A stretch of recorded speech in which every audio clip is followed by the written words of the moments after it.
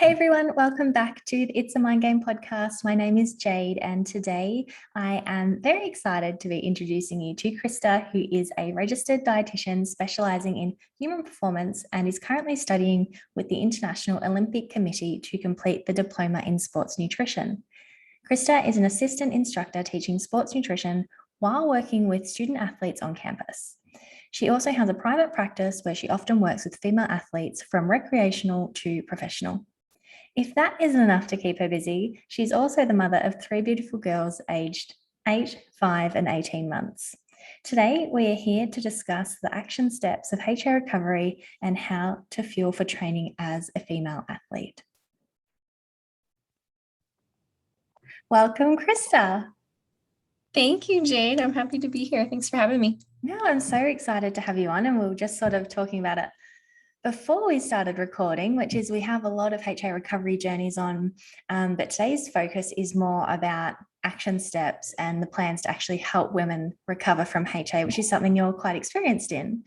So I guess the best way to jump straight into it is, would you mind telling us, what are the pinnacles of HA recovery and what are your main suggestions when women come to you to recover their period?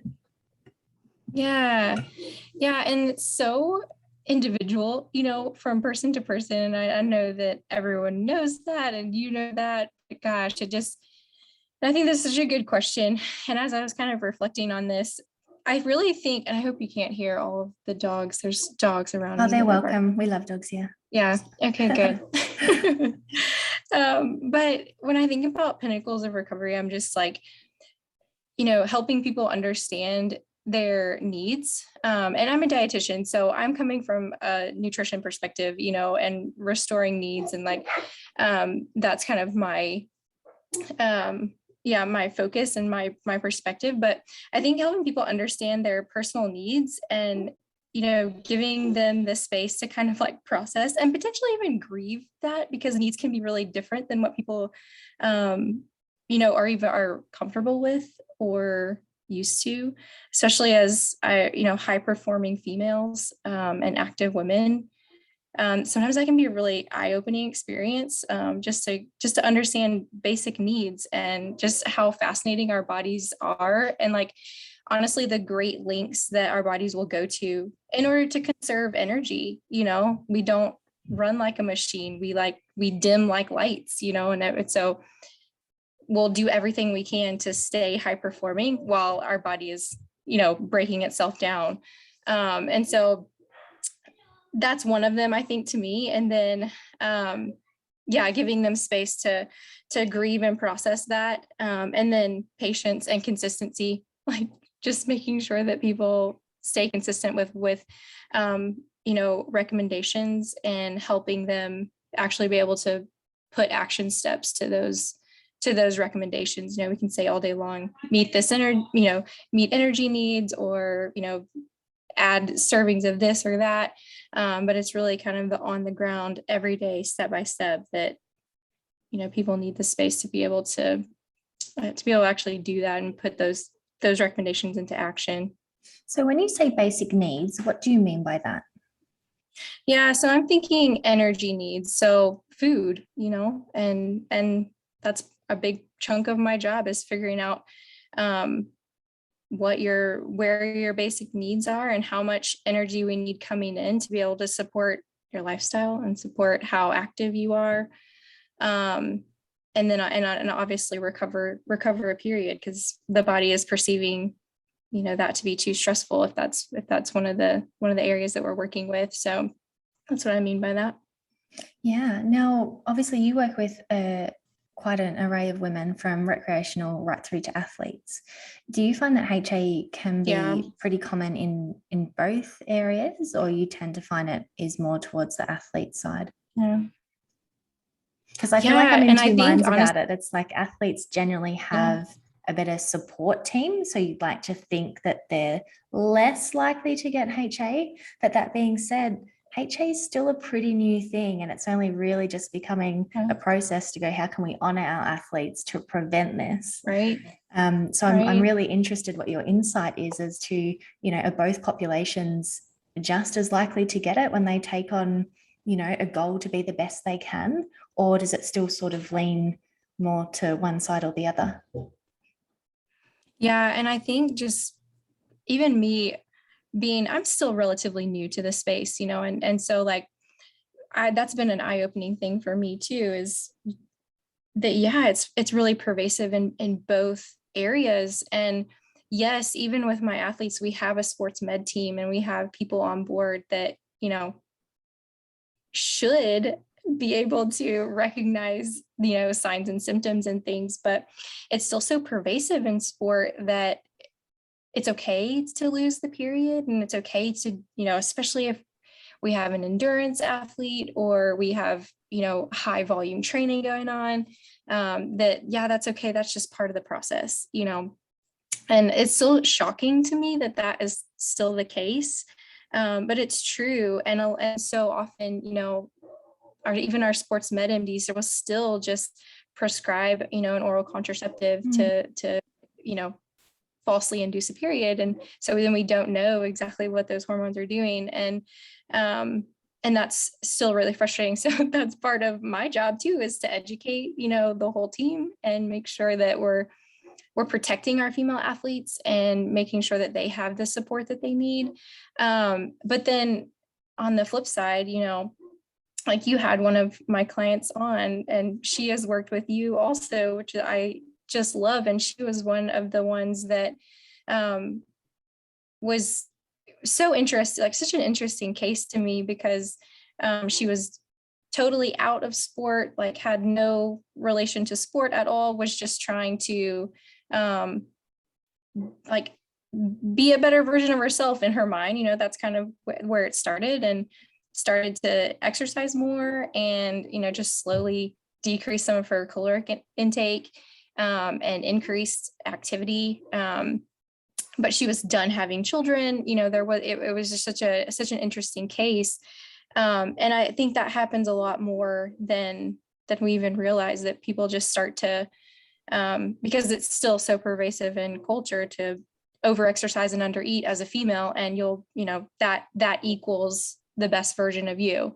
That's so wrong and so backwards. And all of the cascade of, symptoms that happen whenever we when we do that, we overexercise and undereat.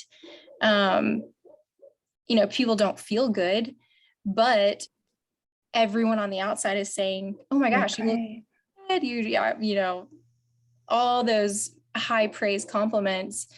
And so then it becomes really, really difficult for recovery, because, oh my gosh, I have to give that up now, Can I ask, sorry, I'm just having issues with the volume there. So obviously it's always low. Because it was interesting how you said, even with the athletes, the point of call is to jump on the pill, which is something that we've known for a really long time now. You can doubt the pill is magic and will fix everything, quotation marks, for those not watching the video. Right. And I guess from a practitioner side of things, that would actually make it more difficult for you, because now you've seen that there's a problem, you've literally popped a Band-Aid on it. And even though you're trying to remedy the situation, it's impossible to actually know what's happening, what's working, what's not, until essentially they decide to go off the pill again. I would imagine that would be a tough conversation to have with any woman, whether it be an athlete or a recreational gym goer, is to actually, and I wonder if you have had these sorts of conversations where you do present to them like, what, we really need you off the pill so we can actually tell what's going on. It could be great, but it also might not. Do you find that there's a resistance in women to get off the pill and actually explore that side of things, or they tend to be quite open to it? Yeah. In the majority of my conversations, they have been open to it. And I think a lot of that is just credit to more education. And, they're going, oh, you know what? I have kind of heard some things about that. I would be open to trying to do that. Or, yeah, I've been thinking about that in the past, and I think that's probably the best next step for me to do. So I haven't been met with a ton of opposition. But it's a difficult one, because, there's even like the body of literature, even around it is all very new as far as, like, specifically how the pill even impacts, sport and athletics. And everything is still kind of hazy. There's not like real clear cut, recommendations and things. And so, but just from personal experience, I haven't been met with a ton of opposition, especially when you kind of talk about like, we don't know what's happening, but have a lot of good evidence, a lot of the time, my female athletes that are, that are struggling, like they're coming to me because we've had a stress fracture or multiple stress fractures, or we have some, gut issues where it's just like things are slow, there's slow motility and things like that, and so those are kind of pointing me to, okay, we probably have a low energy availability. We probably don't have quite enough caloric intake happening. And so these are kind of like pointing me to, we're probably not having consistent periods. Can you like elaborate on what your period is like, even on the pill, and so I think that's helpful in having those conversations and why maybe there's not as much opposition. But yeah, shockingly, there hasn't been as much as I would even imagine. Well, I'm so glad to hear that, for one, but I also was just thinking, I remember having a few conversations with friends recently about, actually, no, not recently, it was probably a year or two ago, just about the pill in general. And for the most of them, they're like, oh gosh, no, I haven't touched that thing in years. Because it's not a common conversation to have about contraceptives and things like that. It's sort of very much if someone brings it up, everyone jumps on board, but it's a very sporadic. And I found it really comforting to know that there's actually so many women who are either totally off it, or if they're on it, as you just described, if someone suggests exploring transitioning off, they're open to the idea, rather than what I guess we were led to believe for so long, that no, the pill is safe, it fixes everything, it's got the magic wand effect. And I guess that's where podcasts and websites and blogs and Instagram is so powerful, because it's like, okay, well, our GPs and gynos and things like that aren't doing the best at getting this information out, but it's starting to sprinkle around anyway. And probably opens up more conversation, with those gynecologists and GPs too, that, hey, I've heard this and that. Can you help me understand just like the pros and cons of each option? Because for so long it was just kind of like, this is what you do. You don't really ask questions. You just kind of go with it, but we really weren't aware of some of those side effects and some of the things that can kind of compromise or just make the picture hazy for other practitioners that are trying to help, whatever, if even a recreational athlete all the way up to higher level, because we're not getting a super clear picture, and then impacting other symptoms, like what are we actually working with? So I think you're right that social media and other online platforms have been really helpful, and just at minimum opening up that conversation for helpful progress. When you work in with other practitioners, whether it be sports medicine doctor, potentially a gyno, or whatever it might be, do you find that there is, like, everyone is open to the idea of HA being prevalent? Do you find that there's some resistance in that manner? And I only ask because I literally just finished recording a podcast, and the evidence of HA was put forward, and the level of resistance you got from a gyno was pretty much like, no, this isn't a thing. And given you are in the sports field, I mean, I was a gymnast back years and years ago, and as you said at the very start, it was known that we don't get our period. It just starts really late, and I never questioned it because everyone around me said that was normal. And of course, my parents just led with the information that they were given, which is, yeah, she's a gymnast, she's fine, it'll come when she stops, da, da, da, da. And it did. It did come when I stopped. But it's really interesting that if you, I guess, are on board with HA and you're aware of it and how to recover, versus, and then you've got someone in your team and you're collectively trying to help this person be the healthiest version of themselves, and they're kind of dismissing the importance of having a cycle. Does that conversation ever come up? Yeah. And I mean, sure. And it kind of depends too on how robust like your teams are. And especially being like an outpatient, like private practice dietitian, then like I go in and I work with certain teams, but mostly at like a pretty like moderate diversity level. So I'm not working with like a ton of professional, not typically a ton of professional athletes. I'm like, I have a couple here and there, but not consistent, you know. And then, so like my kind of smaller level university, we don't have a ton of access to like I have access to the team maybe like once a week, you know, a couple hours with the sports med doctor once a week, you know, bring up Very these. limited. And so there hasn't been like a ton of opposition, and they are open for sure to hearing me and for me to kind of present the evidence. But in the same breath, you know, I don't have a ton of experience with like super robust sports med teams at this point. But gosh, I can imagine that just even thinking about, you know, if I'm in private practice and I'm working with an athlete, and it's kind of, I'm trying to reach their GP, you know, and go through like that channel, and them being resistant, for sure, that comes up a lot, where it's like, oh, okay, well, like this person is not on board with what I'm suggesting, or they don't think that this is, that, you know, the pill may be interfering or whatever it may be. That's really hard, and something that, like, you know, requires me to like basically present evidence and hope for the best. And then it's really up to the athlete whether, you know, they want to continue with that practitioner or not, you know, if whatever. And that'd be so hard for them too. Hey, because it's sort of like, let's say in your heart, you know that you might need to take a step back from training, fuel more. And I'm not saying totally stop training, just take a step back. But you've got someone say, you're the dietitian saying, look, I really think we need this for a little short period of time to be optimal performance. And then they've got the, let's say, GP going, no, it's nothing, don't worry about it.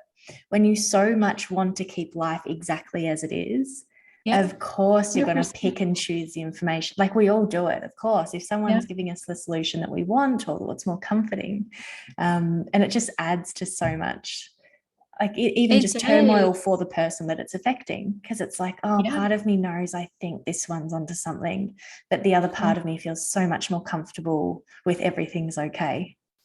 Yeah, and it's hard because with athletes, like, they're a special breed. Like they will give and give and give and push and push and push, you know, and they want things to stay the same so that they can get better and better and better. And it's really difficult for it to have that conversation and be like, yeah, but you're going to break.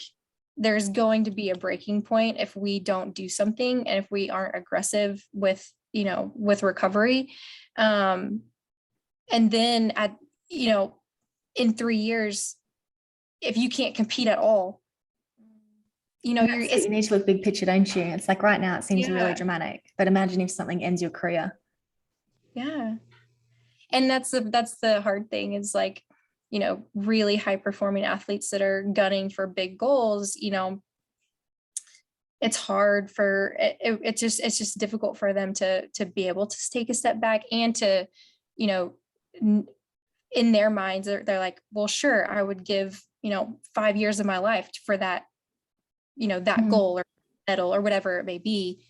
But, as practitioners, we're trying to safeguard, like keep them safe and protect them, from their own harm, like, no, we need to protect your brain, protect your bones, protect your heart, like everything, like protect your total health. And that's a really difficult conversation. Sure. What would you say because you just said like accelerated recovery, what would you sort of break down your accelerated protocol as? What would that involve? That's a good question. And again, I think it's it's difficult for every person. But yeah, taking like somehow we have to pull back a little bit on whatever that training looks like. We've got to pull that back and increase needs. And then at the same time, we've got to come alongside and really support emotionally. And so, ideally, this would be like a team of people, and like a dietitian. So making sure that, honestly, a dietitian, a physio, and a behavior coach, where we could all work together. And I'm making sure that dietary needs are met. We have enough fat in the diet, and we're kind of consistently working through, because typically there's barriers on, types of foods and things that people are comfortable incorporating into the diet and having enough in the diet. And then constantly like meeting that with behavioral, like, okay, well, what's the barrier here, and what is like keeping us from actually like making progress. And then a physio coming into and being like, okay, this is the type of activity that we are comfortable with to be able, like, especially if we're working with an athlete that is gunning for a goal, in the next 1 to 3 years, like we have to be pretty aggressive, but we also have to make sure that recovery can actually happen, and so make sure that dietary needs match whatever training that we're doing, but we have to pull that back and then come alongside with behavior. That's kind of the ideal situation. Yeah, so I guess keeping the idea of an athlete, so we'll say a competitive athlete, so we're not just talking someone who takes their individual training really seriously, but as in they're regularly competing maybe to get a scholarship for university, maybe like that's actually their job, like they are an athlete. And because that complicates everything, doesn't it? A lot of women that I speak to, they have HA, and it tends to be in a place of like they just love health and fitness. Like they love training, they love being their best self. But taking a step back is definitely hard. And I love how at the very start of the chat you said grief, like cater to grief, because that's what it feels like. But when you've got someone who potentially like their education is relying on their training, their income is relying on their training, that's really complicated, because it's like, all right, well, we need to take a step back for long-term benefits, but at the same time, what does that mean to things that are supporting you right now? And I guess where I'm leading to with that is that, do you believe, or maybe you've experienced, like I don't mind whether you want to go either way with it, that women can recover while still participating in sport? And obviously not the degree will be different, because you've got some women where it's like, sorry, but we've got to pull it right back, and you're stuck doing drills, low heart rate, low duration, those sorts of things. Or you might have someone that can still keep in a little bit of running, like the capacity is different. Well, and I think too that kind of depends on what type of person are we working with, because we know that HA can happen outside of a full-blown like eating disorder. But if we are dealing with an eating disorder alongside HA, at that point, it's going to be really important to like probably pull all the way, like pull out completely, because it's not safe. But with other forms, we can just, what really is kind of the stressor that's pushing them over the edge, so can we pull back, and then we work through life stressors, making sure we have enough caloric intake, and then slowly add in more activity, but increase caloric intake at the same time. Maybe we overshoot that a bit, so that we, especially if we are like, early in a season, and we kind of play around. I do that a lot with like, especially my athletes that are coming in, back into school, and they lose their period while they're on campus. And it happens here, but when they go home, it's okay.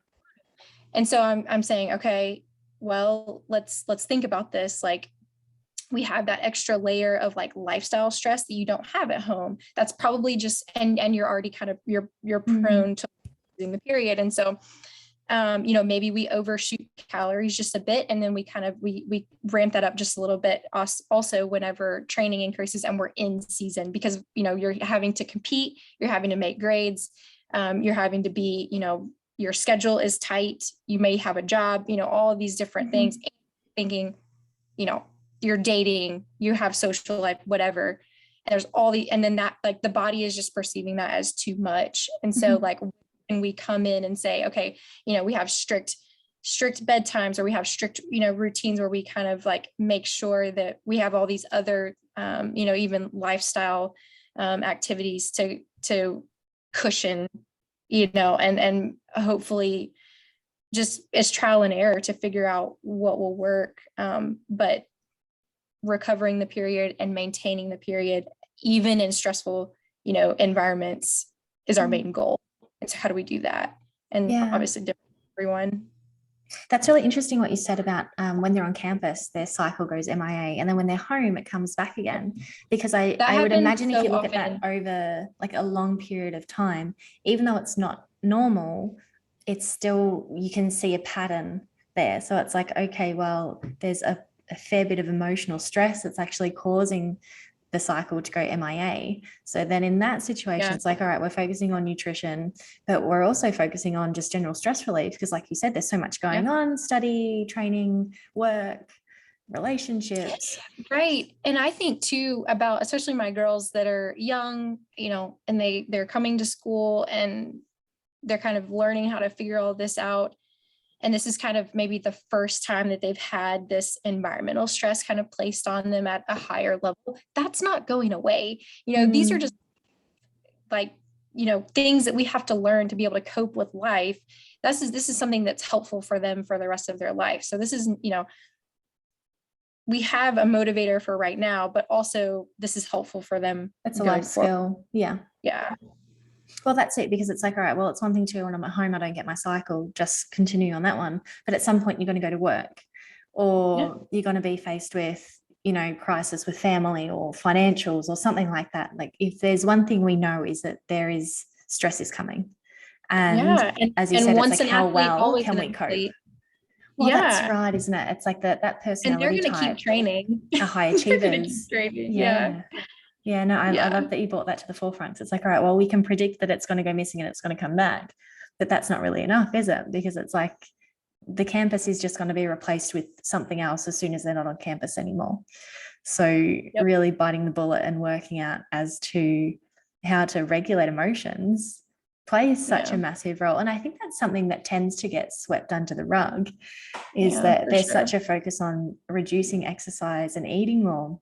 But sometimes, and perhaps you've experienced this too, it's like all the stress that woman is experiencing from the changes kind of makes things worse, which is where you sort of said earlier on that it's a very like step-by-step process, assessing what they're ready to change, what they're not ready to change, so that you can kind of minimize that emotional stress as much as possible. Because if you go in guns blazing, the emotional stress of it might actually backfire on you anyway. Yeah, 100%. Yeah.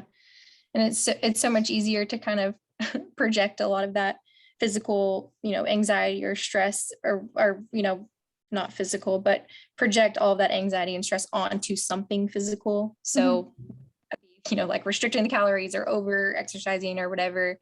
And so just helping them understand like that's what they're doing, and then coming alongside and being like, okay, how can we change that? And what are some healthier ways that we can manage this stress that will not go away? It'll be just managed in other ways. Yeah. Yeah. And can I ask, because you see, from recreational through to athlete, and we all like to go to Google, find out what the best diet is, how to be a healthier self, how to improve performance. And oh gosh, it's a whole other world out there, isn't there? It's like, well, you can do intermittent fasting, you can do keto, you can do all sorts of things. And back in my bodybuilding heyday, it was very much like fasted cardio in the morning, super low carb, minimal fat, just like protein, and be careful of fruit because it's got sugar like that. There you have the apple. But I wonder, what do you see sort of come to you from, any your general client base, do you find that people still lean towards generally low calorie, low carbohydrate, or do you find like intermittent fasting is really popular? Because I don't know, diets, they're almost, they have their crazes, don't they? It's like 1 minute intermittent fasting so popular and it's the solution, and then it's keto, and then it's paleo, and it's like, well, if they all worked that well, we wouldn't keep needing new ones. You'd just be able to, right. like that. That's kind of the problem, that we have phases. But I wonder what kind of things do your clients come to you with? Because you know, you would see quite a few different people, and I'm sure they're on Google just as much as anybody else. Yes, 1,000%. And, you know, with a lot of those, you know, initially you're going to see the kind of the results that you're hoping for. You know, you're going to drop a little and you're going to feel better, and you always are going to perform a little bit better in that, you know, kind of honeymoon phase, that first window of time. And so that's kind of hooks you, and then you stay, and then this cascade of awful things start to happen. Then you're like, oh, wait a minute, but it can't be that, because I'm performing, you know, whatever. You can kind of couch it in, oh, but it's fine. But 100%, especially with like my middle-aged female clients, that, you know, maybe have like, the kids are getting older, they've always exercised, but now they're like, oh, I can like do a half marathon, or I can do a marathon, I have more time. That clientele is very much still, you know, low calorie, fasted cardio in the morning, low rate. And then the rest of the day is kind of like, well, I just don't have time. Like, I'm busy, I have things to do. I have, you know, kids are in high school. I need to like be everywhere. I don't have time to make anything. I'm just gonna like grab, you know, a random Lara bar, and then I'm good for the day. And then I'm not really hungry in the evening. So like, I might have a couple bites of salad and then I'm good to go. Yeah. It's kind of, I shouldn't eat if I'm not hungry, right? Yeah. And oh my gosh, I had, you know, maybe they actually ate a meal earlier in the day. And I'm like, oh my gosh, I had a meal. I'm like, I'm fine for 3 days, whatever. So that's definitely the majority of that clientele. With my younger athletes, like in the university setting, obviously depends on like, you know, what sport they're in, but for sure, my endurance people are like, okay, how do I tap into that fat adaptation? You know, how do I become a better fat adapted endurance athlete? And so some of that can kind of, you know, lean keto for sure. Then just my, you know, just younger, you know, not necessarily athlete active population. Definitely lots of intermittent fasting. Intermittent fasting and keto are probably still some of the two biggest. If they're not doing it, then they're definitely coming to me and being like, I've heard that that's good. Is that good? That kind of thing. Good impression. But yeah, it's really interesting. Yeah. Yeah, well, especially because like the two you rattled off there as well, intermittent fasting and keto, we know are like key players in HA. So even if they're not even trying to lose weight, they're just trying to be healthy, because that's what they've read. I need to do intermittent fasting. And I actually, just in passing, because food comes up so much in conversation, whether you're in sort of the HA world or dietetics world, like just generally people always tend to comment like, oh gosh, I need to lose a little bit of weight, or oh, gosh, you know, my belly's getting a bit heavy since these lockdowns, or like there's always passing comments. And I find it really interesting that people tend to say with so much certainty, and I'm not saying this in a critical way, purely observation, what they need to do to correct it. And you know, the intermittent fasting, low carb, keto is always the one. And I always sort of want to question them, but it's not the appropriate time. Like, what makes you believe that?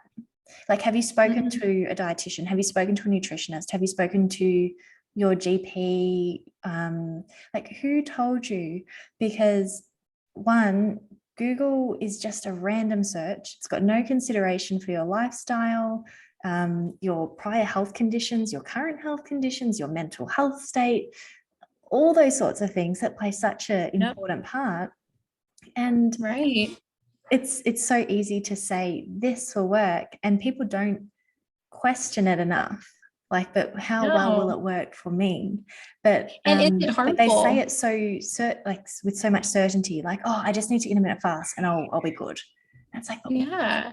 that. And there is no consideration typically for like the harmful aspect of it, like what is the kind of cost benefit ratio of this, and is it necessary? We haven't really like talked that out. And if that is even something that's appropriate for them, it may not be, Yeah.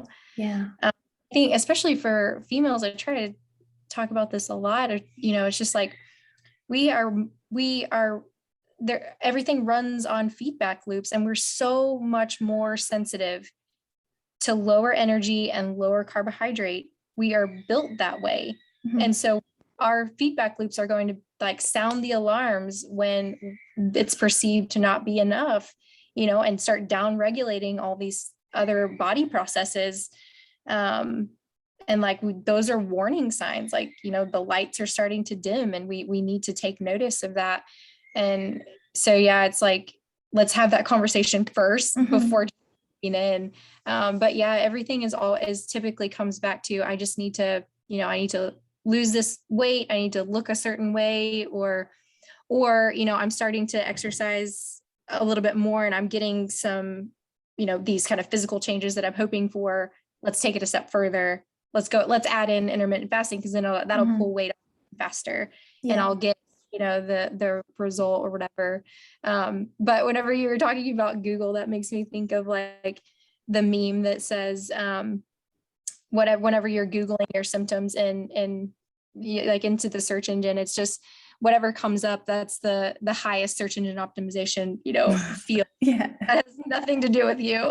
It's just whatever has really good SEO. Yeah, that's right. But yeah. And yeah, I could laugh about it because, and we're all guilty of it too. I mean, it doesn't even have to be about food or training. It could just be like, I don't know, my child has a rash on their elbow and the doctor's appointment's tomorrow. Can I diagnose it before tomorrow? And she's dying. She is dying. Like every time. Doesn't matter what it is. And it's so dramatic too, isn't it? And it gives you worst case scenario. It's such a rabbit hole. I remember I put the pin in Google a while ago to not go down that route. Now, so we've sort of spoken about how, I guess it's quite easy to fall into HA when you have the idea that in order to train better and perform better, I need to be leaner. Because I guess that's a common rule as well. It's like leanness equals performance, which we know isn't true. Like there's definitely a threshold where it can help to not be carrying excess weight, but depending on the individual, like some people can have full capacity and be really lean, and like their body can cope, and others need more body fat. Like it's just their own unique system. Do you find, I guess, if you've got someone coming to you saying that they want to increase their training and they want to lose weight, because we tend to jump to adding all the training and diet at the same time. So no matter what, we've got a really big deficit straight away. I guess hypothetical everyday woman starts training at the gym 4 days a week, might have a personal trainer, a little bit of strength, a little bit of cardio. How would she protect her hormones? And like, and I know this is so general, so I don't want to make it uncomfortable for you. And I'm just trying to work out the best way to do it. But, is it the best way to sort of tidy up the diet straight away? Is it the best to keep the diet the same for a little bit while you've increased training and then start doing tweaks? Because we all jump to, let's do everything at once, because you see that little bit of change and it's like, yeah, go. Yeah. And I agree with you in that, like, I'm always a proponent of sustainability and like, how can we do this for the long term? And so of course, I'm going to be supportive of making small shifts in the diet, and they're thinking about your everyday, 3 meals a day. Okay, we can probably add in a little bit, more complex carbohydrate to the plate, or we can maybe swap out some types of fat and add in more unsaturated types of fat, like, I don't think there's any harm in doing that.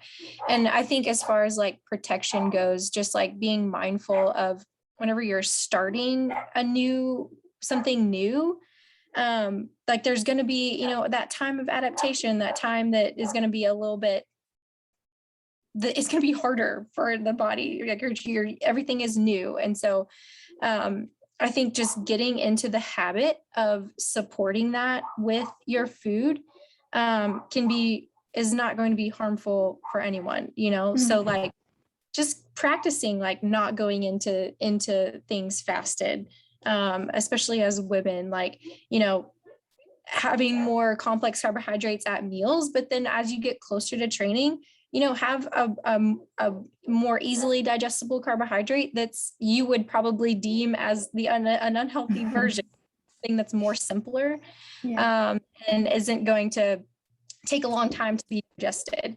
And practice that, you know, in the hour before you go into training, like have a simple carbohydrate sometime in that hour, and just kind of like see how you perform. Like, are you actually able to get something out of the training and support the adaptation that you're going for, you know, whatever that may be, whatever the goal is. But kind of instead of that restriction mindset, like flipping that on its head and thinking abundantly and like, okay, I want to be supportive and I want my body to perform at its best. I can't do that by cutting everything out, and I might see really fast results, but that's not sustainable. And I think in you know, in hopes of protecting the hormones is like practicing going into things well fueled, well hydrated, and then even coming out of that, you know, practicing refueling and rehydrating, depending on your needs and what it is. But yeah, I think that it goes a long way. I love how you said practice it, because I know that's something that I talk to my clients about on the mindset side of things when it comes to creating new behaviors, because, you know, we're not going to love it straight away. It could feel like, and that could just be because it's different and we're so used to an old way. So any kind of difference feels weird and uncomfortable. But if we can literally put it into practice, you create a space to explore. And it's like, we're not saying you're going to do this till the end of time. We're just saying, try, give it a go. And I guess all that popped up into my head as you said that as well is throughout all my different dieting phases, because I did do all the different things. You know, the first time intermittent fasting was one of my last before I got my act together. And I remember like I would train first thing in the morning, like 5 a.m. and I'd train again at midday, and then potentially I'd train in the afternoon. So I was a PT at a gym, so I could train whenever I wanted. And so, and then I was obviously picking up weights all throughout the day as well to help my clients. But there was a time where I'd have my oats before I trained, and then I'd train in the morning, and then I'd have, say, protein shake afterwards, and then I'd have my 6 small meals. So there was a whole lot of food sprinkled. It was still super low calorie overall, because my whole journey started with a bodybuilding comp, but it was the focus was always like eat regularly, be fueled.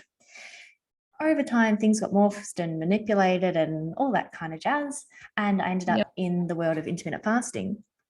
And I remember I literally jumped straight into, I'm not going to eat till 3 p.m. All right. So I've gone from having my first meal. Sorry. Truth. I've gone from eating at, say, 4:30 a.m. so I could be at the gym by 5 to not eating till 3. And I've been up since 4 a.m. because that's the time I used to get up.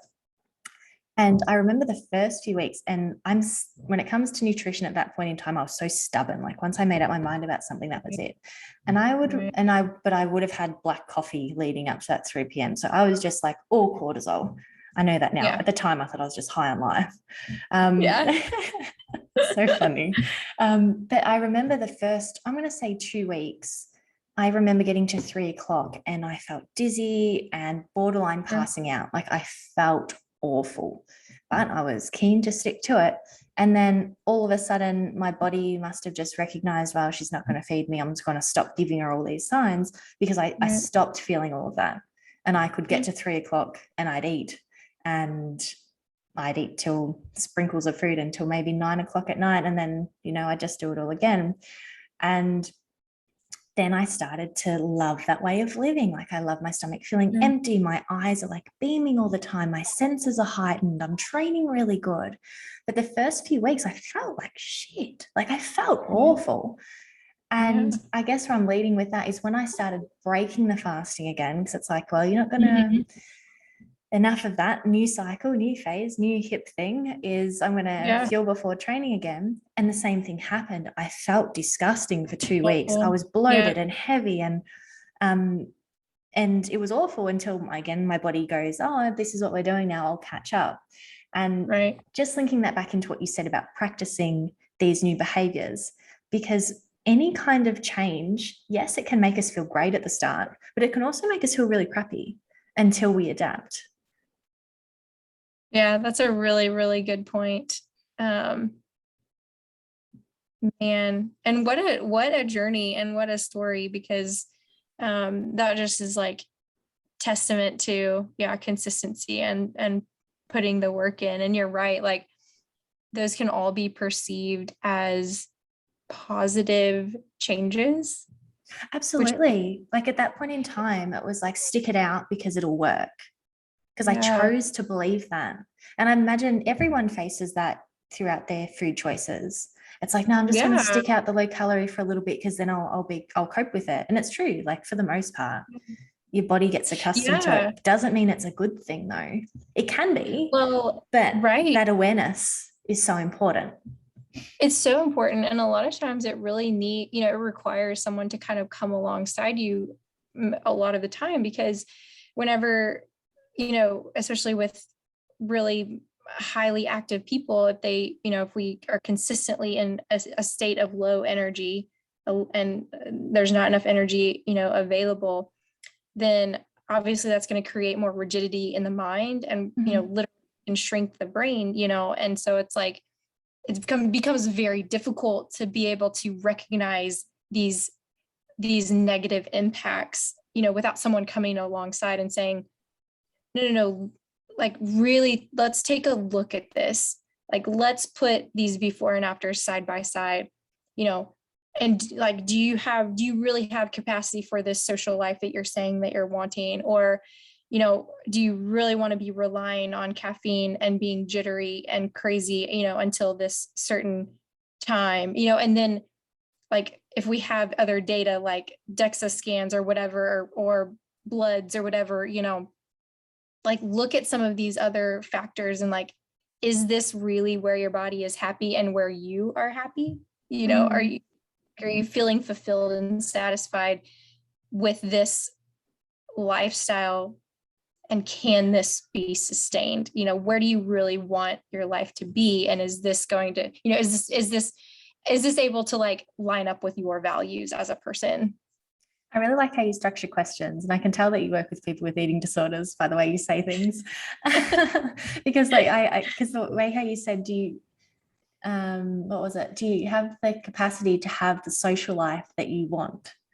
And when you're in the midst of an eating disorder, I remember that feeling, and so many women I talk to say the same thing, where it's like, I just want to go out and I want to have fun, but either A, the anxiety attached to eating out is too much, so they stay home, or B, by the time they get to the end of the day, they're too exhausted. Like, I can't possibly go out, I'm too tired. And you just worded it so beautifully. It's like, well, do you have the capacity right now? And those two responses to not being able to be social has got nothing to do with time or not having a social group or not having anywhere to go. It's purely like, well, your restrictions are preventing you from being social, so therefore you've got no capacity, or your energy is just way too low to allow you to be social because there's nothing left. So what can we do so that you have the capacity to go out and have fun? Like, what does life look like having energy, and how can we get there? 100%. The social life really tends to be, I guess, a standout point for like everybody, because it's the anxiety attached to somebody else cooking your food or preparing your food, and that distrust that's there.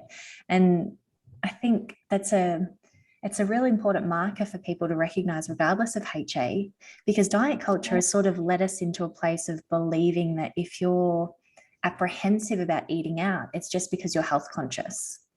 Mm. And Yeah. I 100% could be wrong, but I truly believe that if you are comfortable with food, you should be able to go out and have a spontaneous meal. And it is nothing but a spontaneous meal. Like there's no emotional attachment as I've ruined anything I can't. It just is. Yeah. Yeah. And you think about, as you kind of compare children, and the way that they eat and regulate what they eat. And they have just a very like natural, eyes wide open, like exploration type curiosity with food, in like an ideal situation. And they're able to regulate what they, based on the offerings, they can regulate how much and what, and it's really a beautiful thing. And then, as life progresses and we start to, we have all these different environmental factors that come into play, and but it's those feedback loops, isn't it? Yeah. And it's like good choice, bad choice, too big, too yeah. small, you're hungry again, why aren't you hungry? It's like there's so much feedback to navigate when you're little.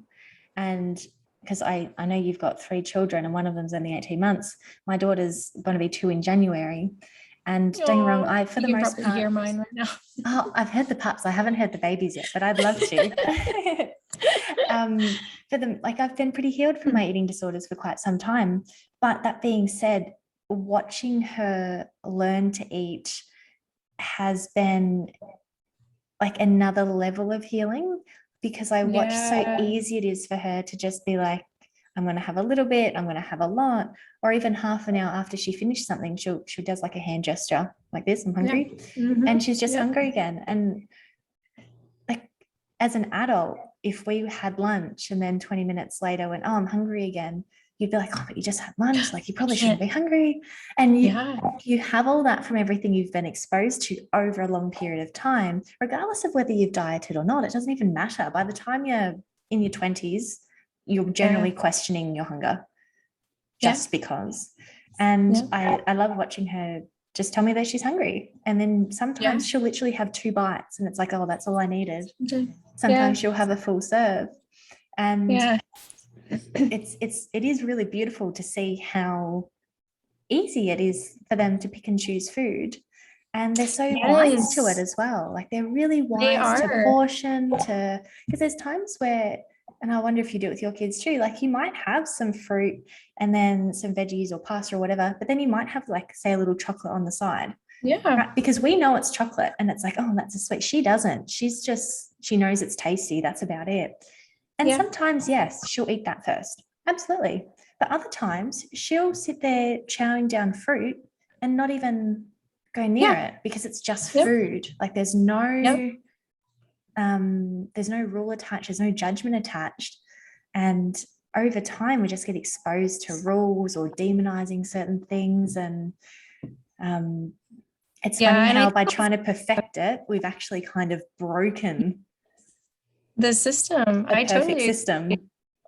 And I think it's such an amazing privilege bringing up the next generation. Like, I think we know a lot more now, and I think there's a lot more education on feeding children and how to do that well and wisely, which I'm so grateful for. But it's just it feels heavy to me, especially with bringing up girls. And I know you feel this way too. Like, you just want to protect that. You want to protect them being able to internally regulate and protect them from the outside, like demonization of food and body. Because it's coming. Like that's the worst thing. It's like, oh, at earlier ages, you can't escape it.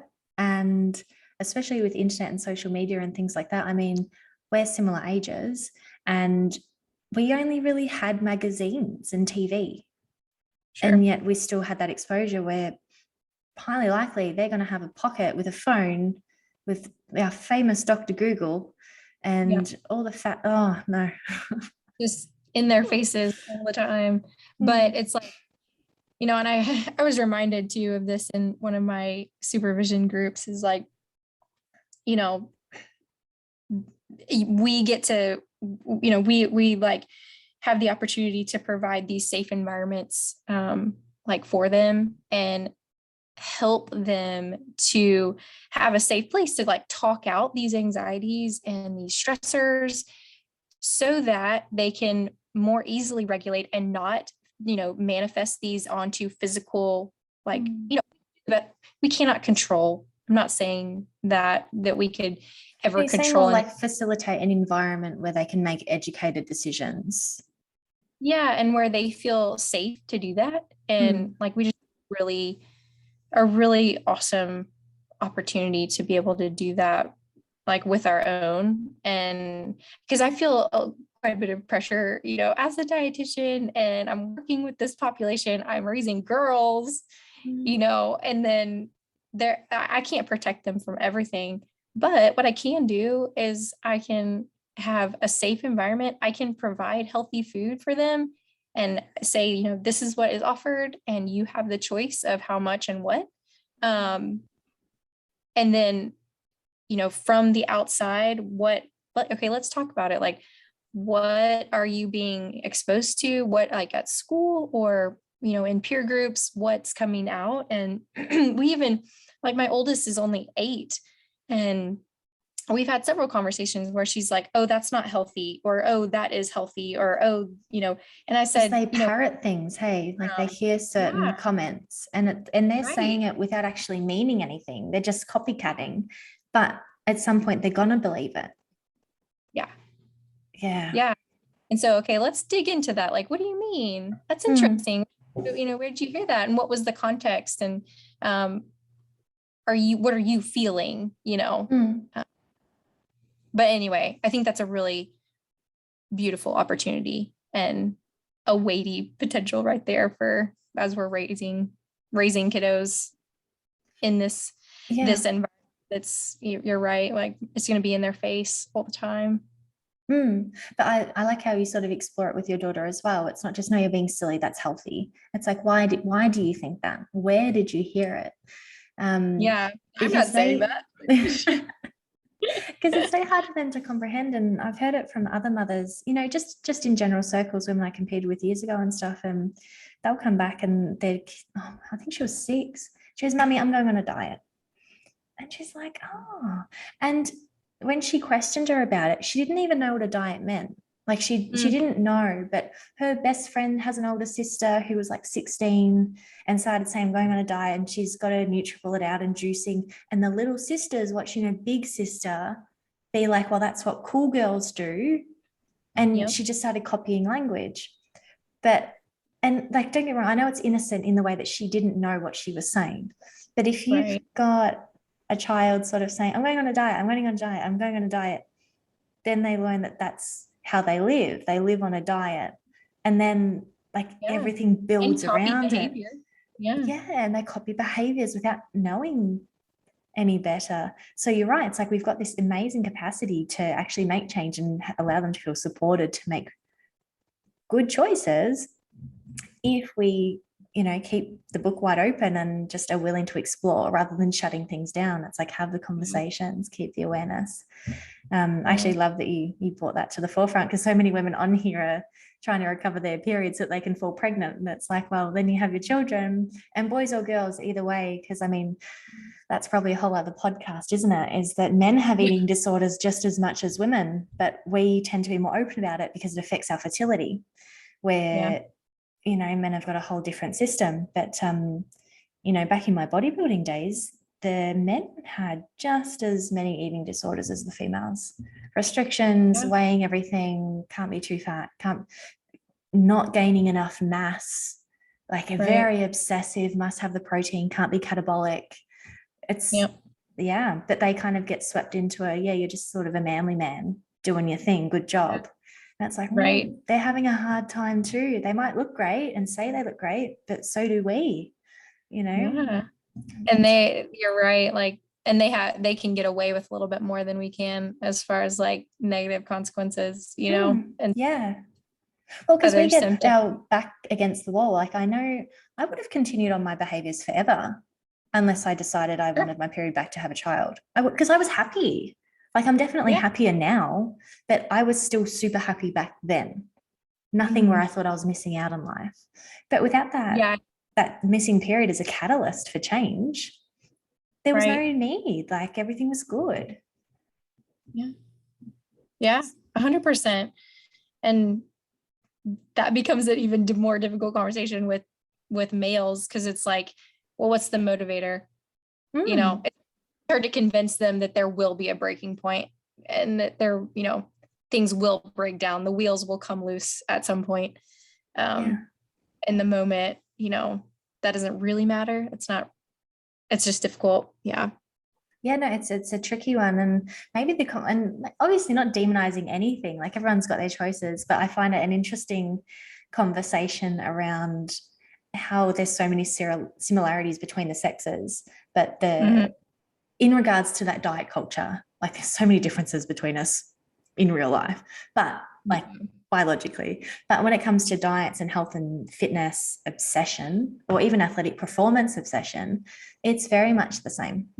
But it's just like anything, it's easy to mask a problem if it looks fit. Yeah.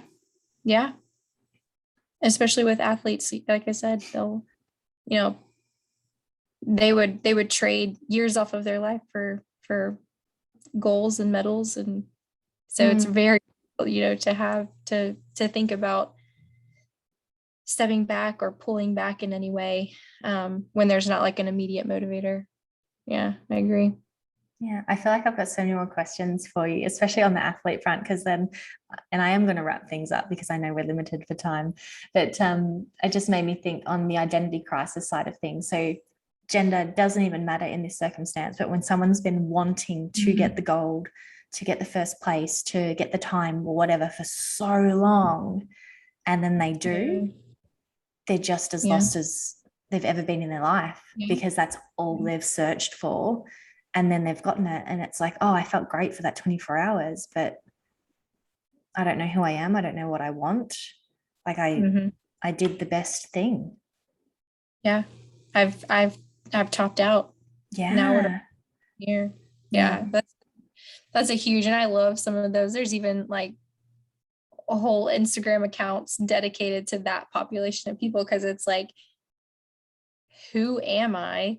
And then I've always, you know, had kind of this external motivator, whatever the word is, to like make me feel whole. You know, I'm probably going to be reaching for other ways to feel that again, you know, and a lot of times that happens through restriction, or maybe so that they can hold on to, because it just like trying to control something, you know, and we all do that. Like we all, it's so, like, it's human. Like, it's so human. It is.